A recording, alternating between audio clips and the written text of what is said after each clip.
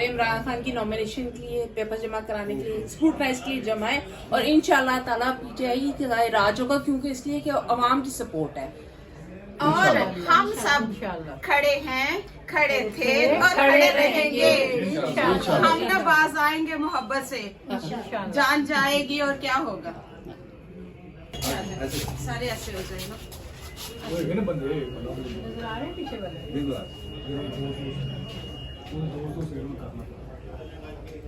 ये भी बताएं कि हम जमा क्यों हैं। शकील साहब बोले ऐसे ना बोले, क्या क्या किस लिए आ गया।